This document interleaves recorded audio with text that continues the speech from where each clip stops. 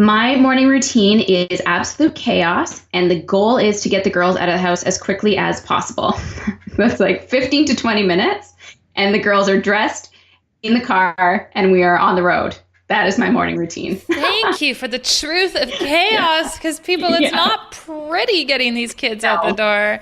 It's a fun game that we play every morning.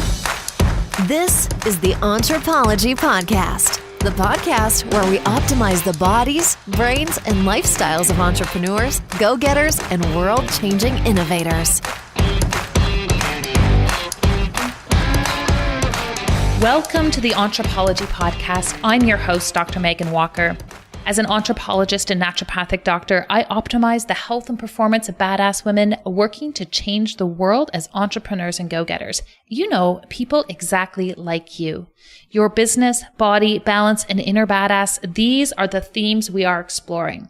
Before we jump into the interview, I want to invite you to join our free Facebook community, Legacy. If you want to be something amazing, you need to surround yourself with amazing people. The Legacy community is made up of badass women living, not leaving, but living our legacy every single day. We are leaders, parents, entrepreneurs, and innovators collectively committed to leaving the world better than we found it. My mission is to support the health and optimization of these badass superheroes, literally to places we never thought imaginable. If you are on a mission and get it, that your health is the key to your unlimited potential, then join us. We are super awesome. You can find us on Facebook at www.facebook.com/groups/BE Legacy. See you there. What a perfect way and segue to talk about today's guest. She is an entrepreneur and naturopathic doctor, kind of my favorite kind of chick, and she is unapologetically interested in driving her entrepreneurial spirit and finding ways to have massive impact within this profession. I was really excited to sit down and talk with our guest today, Dr. Andrea Maxim, because I wanted to get her take on a few things. What were the trends she was seeing within entrepreneurism in general? Where does she think we should be investing our time and energy as we move into 2018? And what are some of the common elements that she has seen both through her own journey and with her clients in terms of successful outcomes? This is a great interview because it is the balance between business through the lens of someone who's in healthcare, who understands the need to have boundaries and limitations in terms of how far we push. We also talk about what it means to really be an overnight success and the 10 years of work that it takes to get to that place. This is an interview for people who are interested in understanding how you can be compassionate in looking for a career and helping others, but the type of hustle and strategy and self-investment that goes along with it. It was an exciting way to look at what's coming up in 2018, and it's going to give you tons of little ideas and nuggets and focus points as we move into another year of impact. It is my pleasure to welcome Dr. Andrea Maxim. Dr. Andrea Maxim, welcome to the Anthropology Podcast. Oh my goodness. Thank you so much for inviting me on this. Well, I'm excited to do this. We've jammed out on podcasts before, but it's always where you have the chance to interview me. And now I'm really excited to turn the tables here. Me too. Let's get at it. Well, it's sort of rare to come across a clinician, you're a naturopathic doctor, who is also an entrepreneur, like really loves to get out there and build stuff. Take us through the journey that got you here. For me, you know what? I was kind of reflecting on this because I figured that this would come up in the show. People always like to know people's background stories, and I don't really know what I could say if there was a journey that got me here. I think for me, I'm lucky enough to have very business-minded, entrepreneurial family members. Like my stepdad and my mom are very entrepreneurial. And I think their exposure of the Dragon's Den and Shark Tank to me at an early age while I was kind of going through school and learning the language of entrepreneurship. Like I didn't really understand what the deals meant when they said, I'm going to offer 10% at this much. And then they figured out how much the business was worth. It took me like a whole season to figure out that math. And I think exposing myself to that was kind of a pivotal point for me. And I also have a very strong-minded mom who is very much like business-oriented, like work hard, work 60 hours a week, and then you get your prize at the end. Like until you've really hustled and worked and grinded for a little while, you don't really deserve to, have weekends off and days off. Like that's just kind of the mindset of my mom coming from a very strict Dutch background. And I think that really served me well, to be quite honest with you, is that was just kind of like, okay, if I'm going to make this happen, I'm going to go all in. I'm going to align myself and learn as much as I can. And I don't think there was ever a period in my journey where I ever thought, oh, you know what, I think I'm going to do this on the side, or, I never was fearful of making investments because I always knew that I had the drive to, if I bet big, I would win big. And that's luckily served me very well over these past 6 years. But I really didn't deviate from the end game. And I also had a smart enough mindset to know that everything I'm doing right now is for the long haul. So I think a lot of entrepreneurs are always looking for quick results, quick fixes, quick cash-ins, and it just doesn't work that way. I knew if I could do everything I possibly could, worked as hard as I could for the first couple of years, then the rest of my career was just going to feed off of that work. And again, that has paid off. But being comfortable with knowing, okay, it might take 5 years, 10 years, 15 years to see massive ROI on all of my effort. And luckily, it hasn't had to take that long. But at least having that mindset there took away a lot of the stress too, of always being like, well, why isn't this working? And when is this going to turn around? I just always had faith. And that was really what I think brought me to where I am now. Yeah, I really love that, because I think sometimes we picture these overnight successes, and overnight successes take like 10 years. Yeah. So it's one of those perceptions. You mentioned something when you were talking about that, that I'm always interested in. This was the concept of end game. Because sometimes it's easy when we're coming out of school and we've got debt, or we need to drive revenue. We're like, okay, well, that's my goal, right? I want to hit 100 grand. I want to hit 200 grand. When you talk about end game, what are you talking about? I think it was never a financial goal. I never put finances into play until I actually did a business retreat last year in Laguna Beach with one of my mentors, James Wedmore, who's really big in the online space. I never put down a number as a goal, and I don't know why that was. I think for me, I always knew that the financial piece was going to work itself out.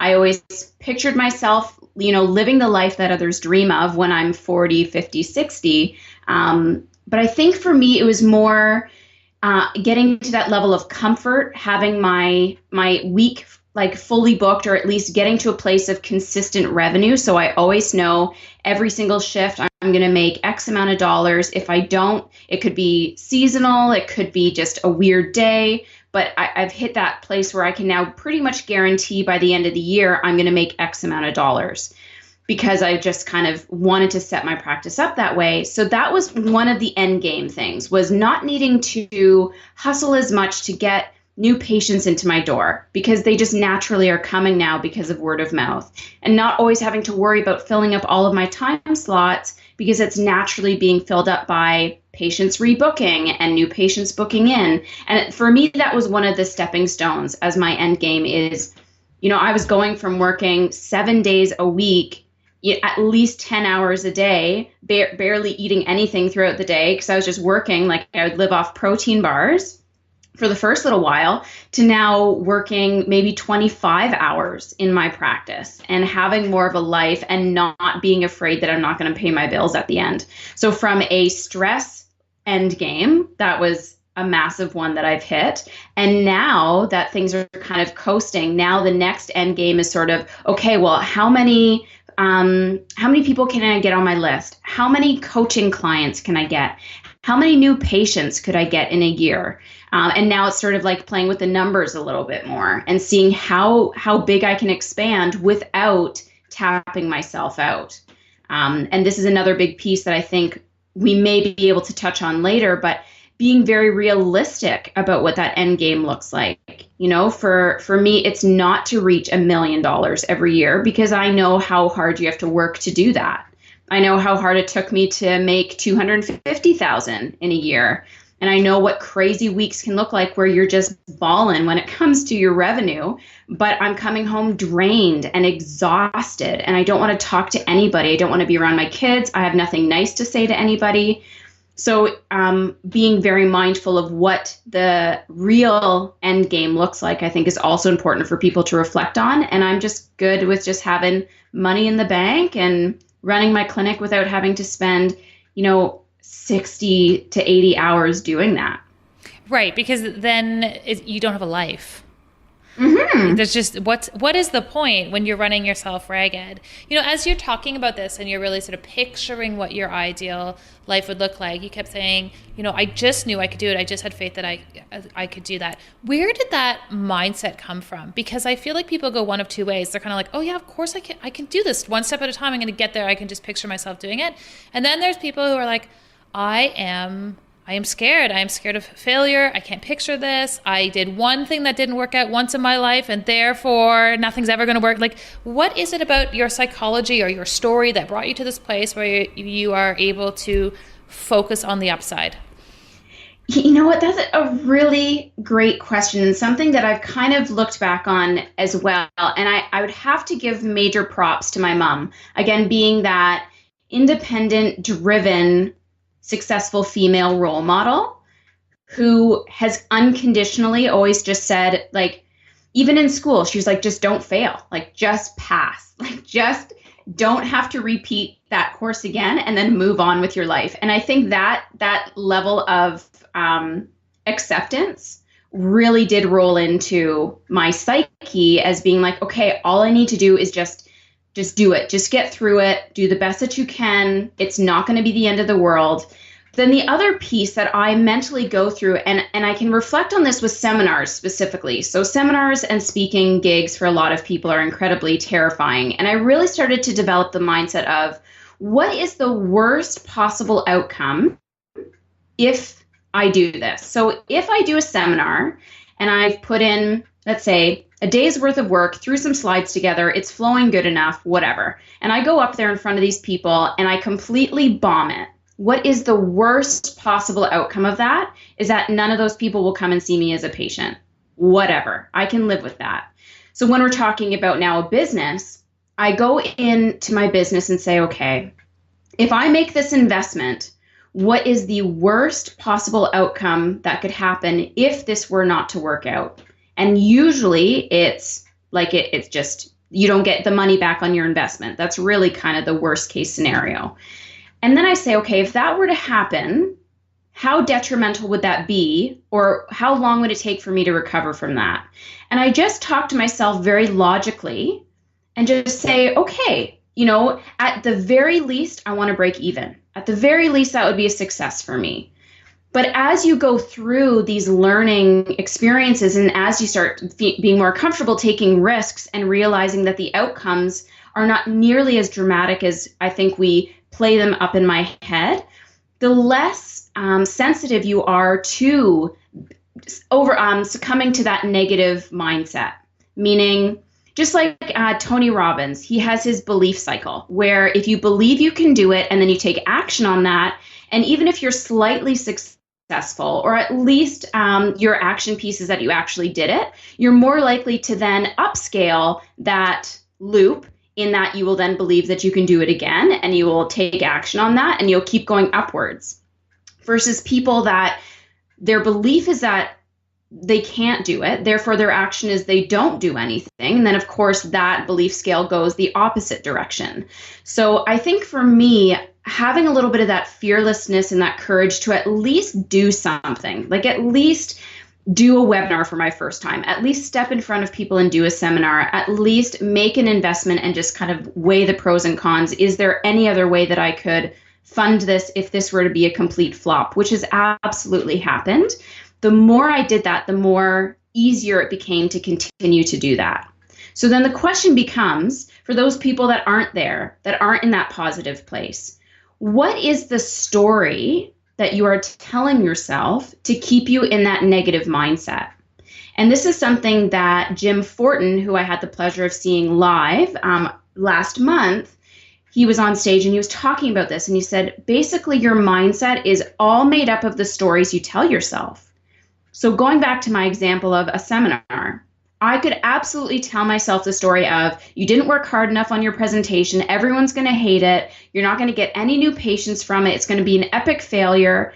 And then my next action step is to just cancel it, right? And that's a story that I've now created for myself, and my belief now that I just can't do seminars. No one's going to buy it. I'm just going to be the laughing stock. But if I change that story to, yeah, you didn't put a ton of effort in, hopefully people will ask more questions, or you left enough space to at least engage the audience, or, you could completely go on a tangent and people will love that. And if you don't get any patients, that's fine, but at least everyone will enjoy your seminar.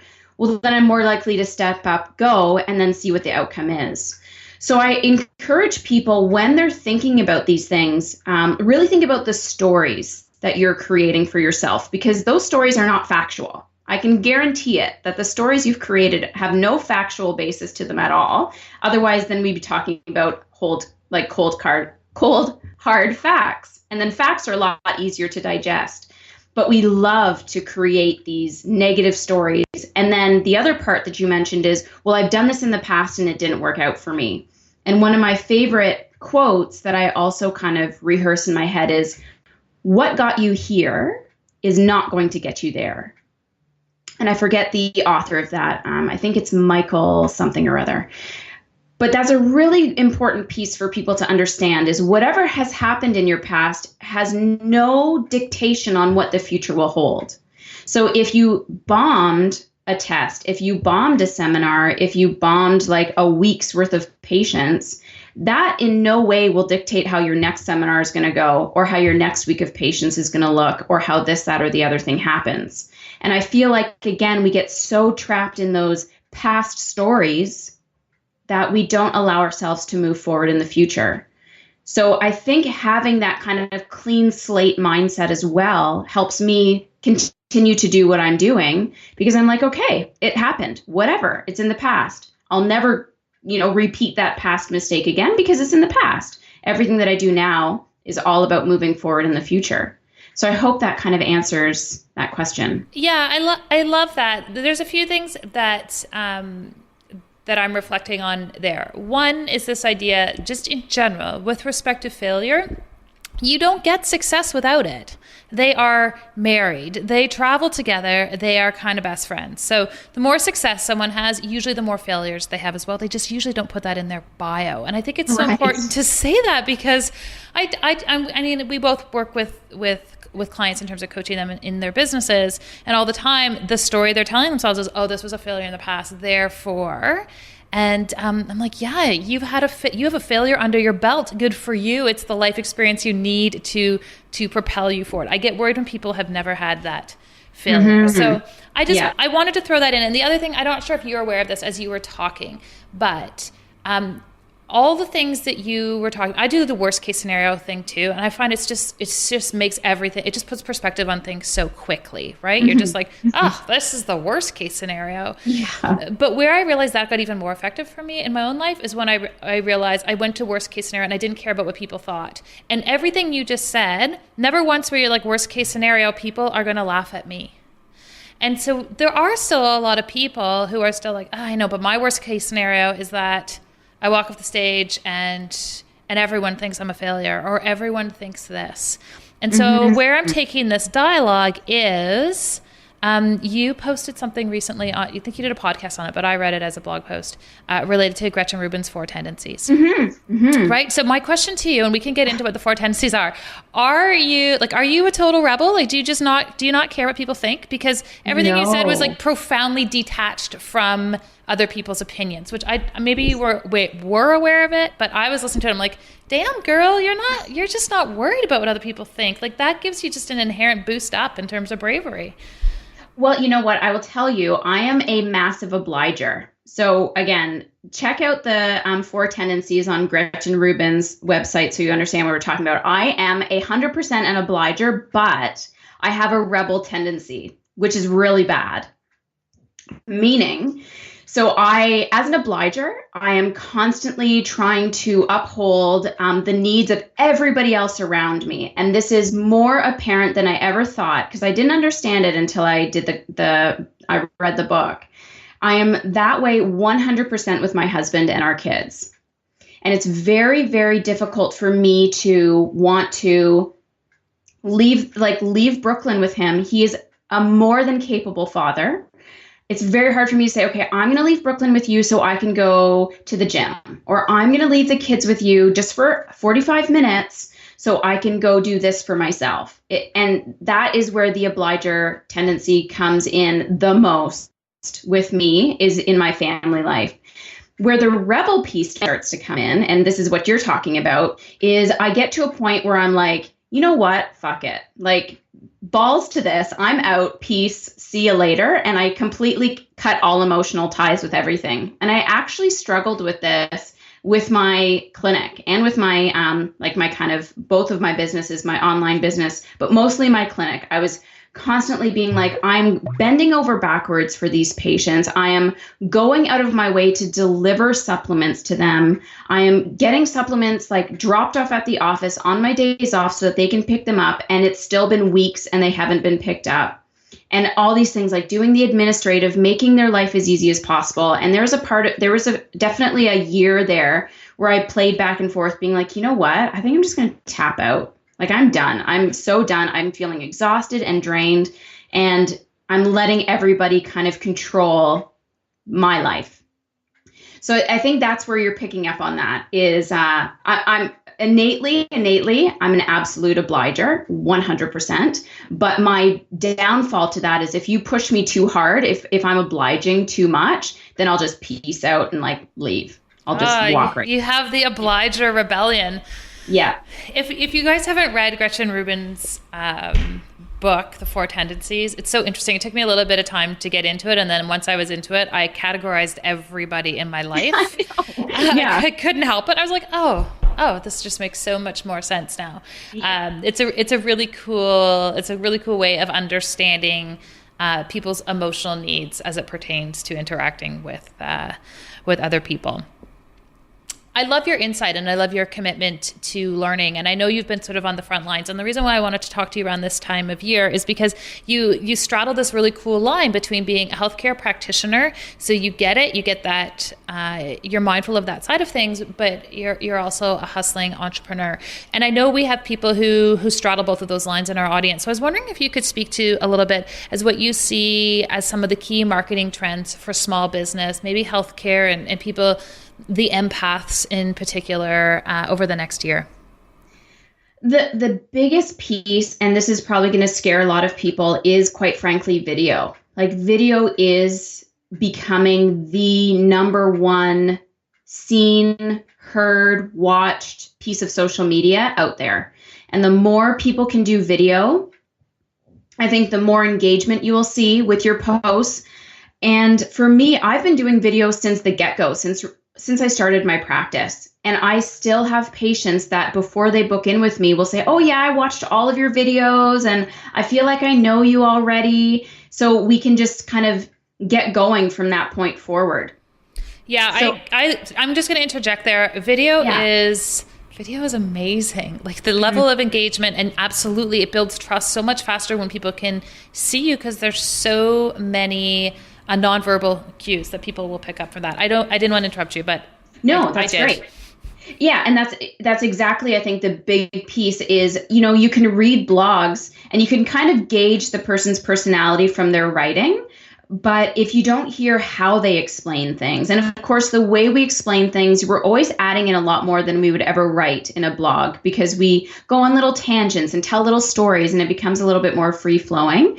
So that is a big piece. And then the other, probably the biggest piece when it comes to business, is the one-on-one connection. And I can tell you this from personal experience. I can tell you this from financial outcome, is like literally reaching out to your audience. Let's say you're selling a program online. You can kind of track everybody who signed up for the webinar. You can track all the people that bought, the people that didn't bought. didn't buy, excuse me, you could reach out to every single one of those people that didn't buy or haven't purchased yet. And you can say, hey, I saw that you watched my webinar. You haven't purchased my product yet. I'm just curious, if there's any questions that I can answer for you, or if you'd like to hop on a call. And by reaching out to them personally, and I do this over Facebook Messenger all the time, and even patients engage with me over Facebook Messenger, so they feel like they have instant access to me personally. It really does help to, number one, make the sale, but more than anything, it helps to make that relationship stronger, because they're like, oh my goodness, like this person actually took their time to get back to me, or they went out of their way to find me and reach out to me personally. Like they must really want me to be successful. And I think the more we always hear about automation funnels and email funnels and blah, blah, blah, that's going to reach a saturation point.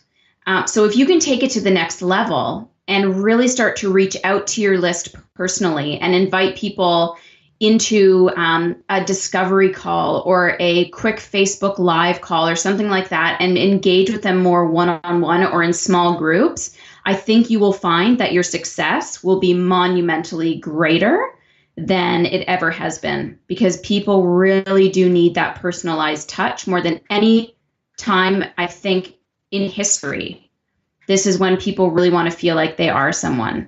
Well, and we just have so many electronic or otherwise barriers between, like, nothing is real anymore. I think our brains are having a hard time understanding what is real and what is sincere. When you talk about that direct access, and doesn't matter what kind of entrepreneur you are, part of that scaling is starting to limit your access. How do you find that balance? How do you find that you can have these personal touch points with people, but then also step back so that you're not constantly in the weeds of your business? That's not something that's an issue for me just yet, but that's always something that I think as people scale, it is a element that you will have to control. But I think even being the leader of the ship and letting people know, you know what, if it's not me, it's my team.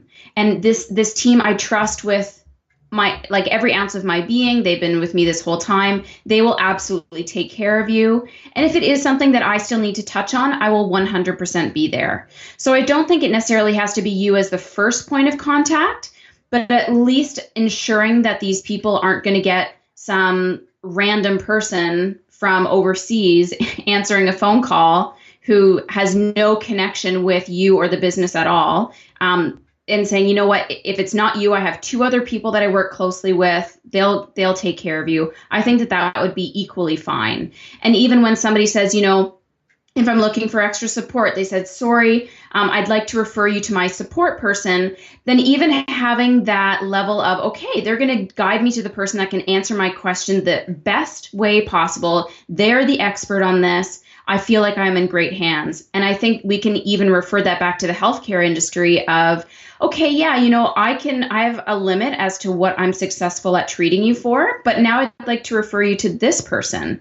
And then that patient still feels like I've done an amazing job by them because I found them somebody who will get them the results that they want. It isn't me, but it was through my referral that happened. So there are, I think, strategic ways to do that. Yeah, it's always something that I am really mindful of. How do I train the people around me? And I say that really respectfully, not my team, but my family or my friends or my patients. How do I train them to interact with me in a way that is generous with respect to my boundaries? I find that a work in progress and something that I'm always trying to figure out. But I believe people treat us the way we train them to treat us. So and I watch this with my kids all the time when they're screaming or they're doing this, I'm like, oh, this is my training issue. So these are really, really great points. Overall, I want to get a sense of where you are going this year and where you've come from, in particular with respect to where do you invest your time or your money in terms of personal growth? Because the ideas that you are sharing are not just things that you're like, oh, I was born with all of these. Like, clearly you've come through clearly you've come through experience and you've done the work. What's the best investment you have ever made in yourself? My biggest investment was the one that I just made last week. And it's a $10,000 next level mastermind. And that was in US dollars. So I had the privilege of holding 9,500 US dollars in my hand, going from one bank to the next bank and being like, here you go. And like, I took pictures and videos of me with this because I never held that much cash in my hands. And what got me to this place is realizing how important it is for me to be investing in people that hold me accountable. And I say that that's no different than what we expect of our patients, of a personal trainer, of a dietitian, a nutritionist. Like, all these people are helping us be accountable. Knowing now why I can't do things on my own accord, being a true obliger. So obligers put themselves last always. I said, you know what? If that's me, I'm absolutely investing in people that will keep me accountable. So I have a coach right now that we check in every single week, and he makes sure that I'm following up with all of the goals that I've created for myself and not going on shiny object tangents. And then I started working with James when he had just started, like, he hadn't even created his Business by Design course. I was a beta member, and it was a contest. It was a video contest to get free coaching. That's how it was. And I was like, damn, if I can even like win this, that would be amazing. So I landed the free spot. And since working with him over the past year, that's what brought me to now invest in his next level group, is because I was like, wow, I cannot believe how being surrounded by people that are in the same mind frame as me, like they all want to hustle and kill it and grow and take crazy leaps in their business that they've never done before. And a crazy leap could be doing your first Facebook Live. Like, on my own accord, I think I still probably wouldn't have done that. On my own accord, I still probably wouldn't have done a webinar if it was just left up to my own drive to do it, because I would have found all the excuses to not do it. And that's really where I've been putting the most of my time and money investment, is being in these groups of people that are just like me, and they are starting from the place that I started, or now I'm a little bit further and I'm still watching these people make these, monumental steps, which to me now are commonplace. But it's also a great environment to be reflecting on, oh yeah, I remember when I did that for the first time. So that's really what I'm investing in more, is being around like-minded people and keeping very much in tune with that whole, you are the 5 people you surround yourself with. And I really want to surround myself with people that I want to either become or emulate or just get beautiful energy from. Yeah, I love those key points. It's an amazing when you're around a group of people where you just sort of take success and acceleration and hard work and strategic thinking for granted. When you just cross that line where you're like, well, I just expect it. I also just expect some things won't work, but I'm equally okay with that. Like, you're indifferent to the fact that both are going to happen. It's a very liberating place. I'm really excited for you. That's amazing. Thanks. It's also this idea that when we're accountable, we're helpable, right? If we have people who can hold us to those goals, because we're all human. Yes. And I think, and just kind of coming back again, figuring out my tendency was like a really big light bulb moment for me, because I figured that out back in September, I think. And I was like, oh shit, that makes so much sense. That's why I am the way that I am. And this is why I need to have these people aligning with me. And the difference that has made has been a 6-figure difference from last year to this year. So I can only imagine what next year is going to look like, building on the momentum of this year. Absolutely. And having that personal insight and being open to personal insight is always one of those fuels for moving things forward. Yeah. And I think that's another big piece kind of moving forward this year is we went through an exercise where we were in a hot seat, and the person in the hot seat, so you would ask your question to the group, and your role in the hot seat was just to accept everybody's opinions or options or solutions or whatever. And the biggest thing, and this is something I've now transformed myself to do and not do, is say, I know, or yeah, I did that, or, immediately give them some sort of a block.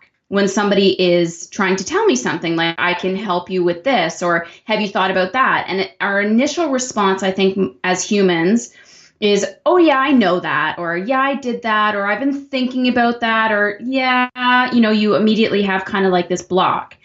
And it was amazing the difference when people were giving you information and my response was, thank you, or yes, or I get it, or something like that. And it was more of like a free flowing, like you weren't putting up the blockades, you're allowing information to flow towards you. And so my word for 2018 is acceptance. And it's going to be acceptance of free energy and free information that comes to me. And I'm not going to say no, or I know about that, or I've heard that, or I've done that before. I'm really trying to stop myself from blocking off any level of abundance that can come towards me, be it financial, informative, energy. And that was a big insight for me, is how often we don't even realize we do it, but we immediately block off something that could be extremely valuable. But we just get into our logical mindset instead of just saying thank you, or I get it, or I'll look into that, or that sounds like a good idea. Doesn't mean you have to do anything with it, but just don't be using a negative terminology to block it off. Yeah, it's interesting when we just start to open ourselves up, what we actually start to see. How do you distinguish between the noise of you should, you could, you can, you should try, and the signals? I don't know. Describe that to me in a different way. Like, give me an example. Well, I'm just thinking, we were both just part of the Dream Business Summit. And yes. I find one of the things that happens is you go to a seminar, you go to a summit, and you're like, you come away and you're buzzing, you're excited, but you're like, whoa, that was a lot of, you should try this, you should do this is the best thing, everyone's doing this. And I find sometimes I really have to stop and go, I have an algorithm that I move through in a process, but before I did, I was like, there's a lot of noise here and there's a lot of shoulds. And I found that overwhelming.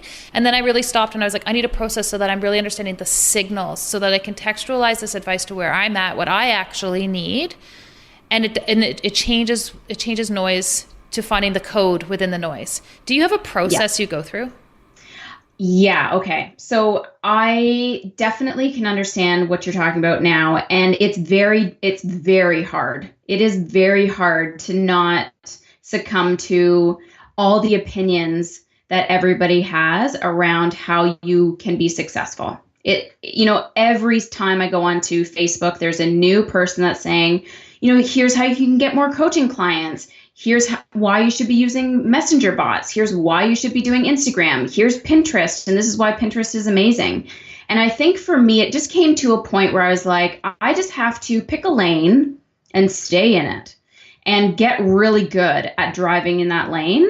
And when I feel like I'm now can put that on cruise control, then maybe I will take a little detour, but I'm still following that same lane, that same road. And that took an incredible amount of resilience on my part. And I still find myself deflecting and going on little tangents that I shouldn't be going on. I would just have to say, I just kind of, because I've mapped things out in such a linear way now, I know what my path is. And not everybody who's listening is going to have that solution. But I would encourage you to take even 15 minutes to just say, okay, what would I like the stream of my business to look like? I'm going to pick one social media site and be really good at it there and be very distinct about my messaging on that particular site. And I'm just going to focus on this one other program or talent or software or whatever. And do that until you're really, really good at it. And then when you get really good at it, you can move forward. Because I will tell you, every single person that says you should is picking one lane. That's why they're telling you that you should do their lane, because they're really good at it. So if all of these people are really good at their own lane, then that basically means you can pick any lane and be good at it. But you just have to pick one. And that also significantly reduces the overwhelm and the chaos if you just do that. But it takes a tremendous amount of discipline to do that. And once you pick your lane, stop listening to everybody else.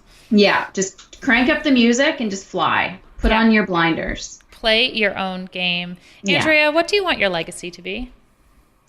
My legacy, what I'd really love to be known for, like if I were to just quit and retire, is I want to be the person that really stepped up and made a change. And for me, that is in the naturopathic and healthcare community, is I want to be that person that was like, you know what, she was one of those people that instead of complaining about the situation, really stepped up and found a solution for us and made a massive difference in my success as a practitioner. That is really like, that would make me feel pretty amazing.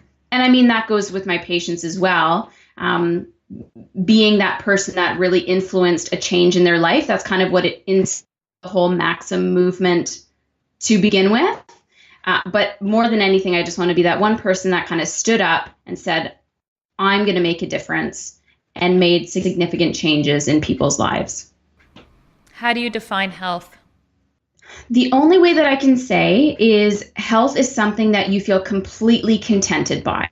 And why I say it that way is because I'm not going to sit and tout myself as like the healthiest eater, or I go to the gym all the time and I drink all the water I'm supposed to and I take my supplements every single day, because I don't. But I am incredibly accepting of what my life looks like and the limitations that I have. And I know where my, non-negotiables are. And I know what my negotiables are, and I know what my hard yeses are. And I'm just very, very contented with that. And I think that really plays the most on my mental health. And I think mental health, as you and I both know, can pretty much dictate everything else. So if your mental health is contented, I'm pretty sure the rest of you is pretty healthy. Each month, I'm featuring a new anthropology quiz to help you unlock and uncover some of the physical performance blocks that may be holding you back from your true potential. When you know better, you can do better. To learn more or to take the quiz, head on over to meganwalker.com/anthropology quiz. Yeah, and this is such a perfect segue to the second part of the interview. And this is where I ask a series of questions called key performance indicators. So just like we have them in our business, I think we have them in our health. And you alluded to some of the behind the scenes non-negotiables. So it's sort of a perfect place to ask these questions. So if you will indulge me, I've got 6 rapid fire questions coming your way. Okay, First one. Do you have a consistent morning routine? And if so, can you share? My morning routine is absolute chaos, and the goal is to get the girls out of the house as quickly as possible. That's like 15 to 20 minutes, and the girls are dressed in the car, and we are on the road. That is my morning routine. Thank you for the truth of chaos, because people, it's not pretty getting these kids out the door. It's a fun game that we play every morning. Right. Fiction or nonfiction? What are you reading right now? I don't read. I'm really bad at reading books. I love it. I have no attention span. If I were to choose one, I typically like nonfiction.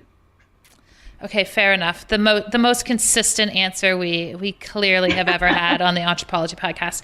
What is the one thing you're most consistent with respect to your health? Sleep. Beauty.